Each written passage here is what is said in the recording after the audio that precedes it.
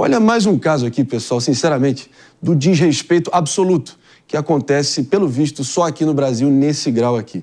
Dessa vez, 3 adolescentes acharam que a viatura era lugar de brincadeira. O detalhe, como as imagens não me deixam mentir, é que eles filmaram a ação e ainda furtaram um radiotransmissor e causaram danos ao veículo público, veículo de policiamento, que deveria ser usado para pegar bandido. David de Tarso tem mais detalhes, mais uma vez, da ousadia, do atrevimento e também do despudor que esses vagabundos estão chegando, né, David? Pois é, a viatura estava estacionada nas proximidades ali do 2º Distrito Policial de São Vicente, no litoral de São Paulo, e os 3 adolescentes entraram no veículo, fizeram uma baderna, quebraram alguns componentes da viatura, tiraram sarro, inclusive, porque ela estava aberta, e depois saíram levando um radiocomunicador. E o caso só veio à tona, como o Marinho trouxe informação, porque os próprios adolescentes registraram a ação com o celular.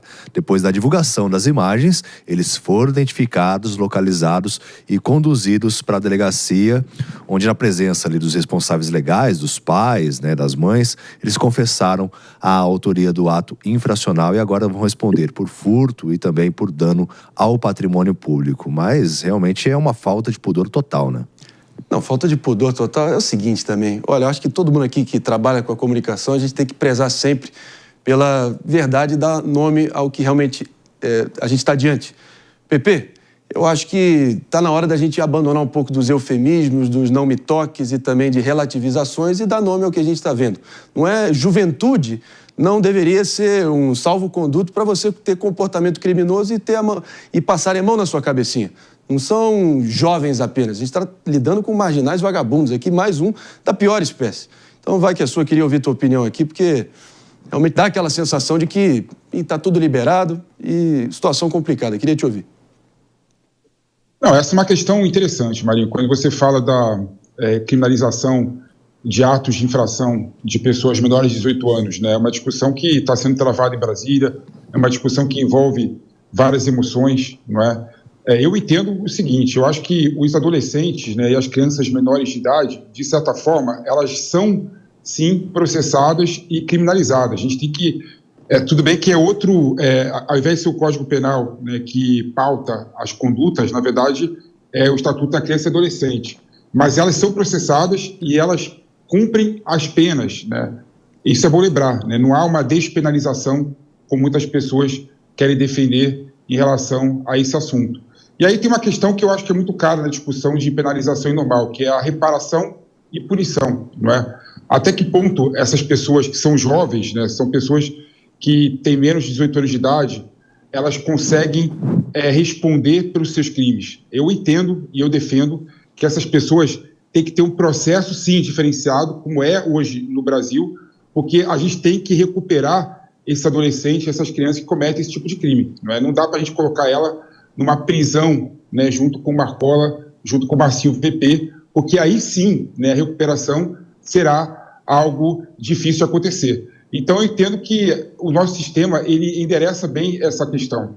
Tudo bem que eu concordo, né, que a recuperação dessas pessoas, na situação que está hoje em dia o sistema de cumprimento de pena, não é o ideal. A gente tem que melhorar. Mas eu entendo, sim, que é melhor do que levar ela para uma punição no presídio, no Código Penal. Agora, essas cenas são absurdas. Não dá para a gente olhar essas cenas e achar que são normais. Então, essa geração leite quente, essa geração do mimimi, né, do papai que passa a mãozinha no cabelo, gera situações como essa. Infelizmente, a gente vê 3 pessoas filmando ainda o ato, né, de vandalizar o carro da polícia, furtando rádio. Realmente é um absurdo, mas aí entra por esse papo de emagrecimento nesse dia, entendeu? É isso. Não tem pra gente achar que por aí. Não, sem dúvida. Já acabou, é uma pandemia de criminalidade que a gente está vendo. Vamos dar também nome aos bois aqui, sem relativizar, sem também fingir que a gente não está vendo o que a gente está vendo. Mas eu quero ouvir também, claro, a opinião de Jéssica Peixoto, aqui com a gente agora sim.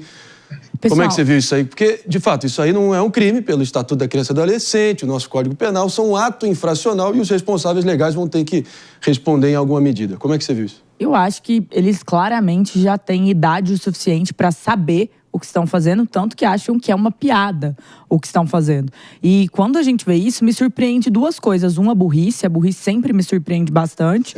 Afinal de contas, se fosse meu filho, eu ia brigar muito pelo ato, mas eu ia falar, nossa senhora, mas que pessoa desprovida de cognição que eu criei. Porque assim, filmar isso e postar isso, mais importante ainda, chegaria ao ponto deles serem identificados. Então a burrice é o fator 1 aí. O fator 2 por que essas coisas acontecem? Porque eles sabem que vão ser só cobrados, vão ser criticados, mas não vão ser efetivamente punidos.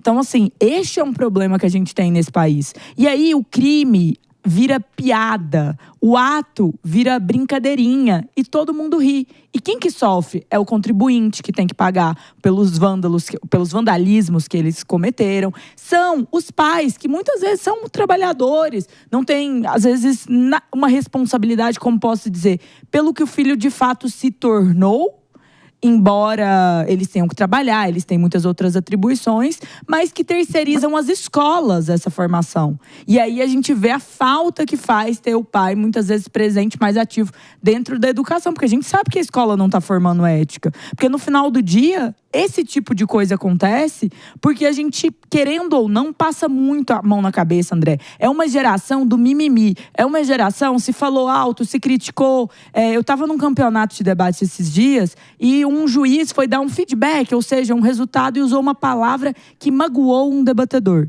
E isso virou uma grande questão. As palavras devem melhorar? Deve, mas a atitude também das pessoas em relação a uma crítica deve melhorar, porque senão vira isso aí. Então, realmente é uma situação estarrecedora. Estarrecedor é pouco, mas, enfim, bom comentário aqui, sempre bem-vindo. Antes da gente seguir adiante aqui, pessoal, analisando esse caso específico, o que ele representa aqui no arranjo total da situação que a gente está enfiado, eu vou propor um rápido break para quem está nos ouvindo, sintonizados na rede Jovem Pan de Rádio Morning Show. Volta já já. Eu tomando aqui, mano, queria também ouvir tua opinião, porque, de novo, é muita boa vontade, é benevolência demais achar que eles não sabiam o que estavam fazendo para chegar a esse nível de burrice, como a Jess colocou, e vagabundar. Pois é, Marinho. Eu vejo essa situação como o resultado da ausência de limite na criação, né? Claramente, esses adolescentes, eles estão se divertindo, fazendo causando danos ao patrimônio público, à viatura da polícia. Então, há uma completa atitude de desafio à autoridade nessa ação, né? Isso, para mim, é muito claro, porque a polícia é a representação simbólica maior da autoridade do Estado. E quando o adolescente está fazendo isso com a polícia, porque ele se sente autorizado a debochar da autoridade. Isso costuma ocorrer num contexto de uma educação que não foi capaz de estabelecer limites. E aí a gente vê muitas vezes pais e mães que, no processo de educação dos seus filhos, às vezes até tentam colocar algum limite, mas é como se achassem graça de quando o filho desafia aquele limite que está colocado. Eu já vi isso muitas vezes acontecendo com crianças. A criança faz uma atitude claramente que ultrapassa o limite e o pai ou a mãe às vezes começa a dar uma bronca e aí ri da situação. Isso gera uma espécie de aprovação tácita daquilo, acaba gerando um estímulo para uma nova provocação ao limite, porque você tem, em tese, uma suposta... supostamente você está tentando colocar o limite, você está tentando colocar tentando dar uma bronca, mas de verdade você está achando aquilo engraçado e você acaba com isso estimulando esse tipo de comportamento. Na minha visão, é esse tipo de comportamento que pode ajudar a explicar por que não apenas tomaram essas atitudes, mas literalmente filmaram, ou seja, queriam expor, queriam ter algum tipo de reconhecimento com base no desrespeito ao limite. Isso mostra uma inversão de valores e a necessidade da gente de repensar como sociedade, como estamos educando nossos filhos. Baita reflexão aqui do Mano, e também ninguém vai ser sem demagogia aqui. Na adolescência, na nossa juventude, todo mundo ali tem uma fase um pouco mais rebelde, subversiva, de questionar as autoridades, mas chegar a esse nível eu desconheço, sinceramente.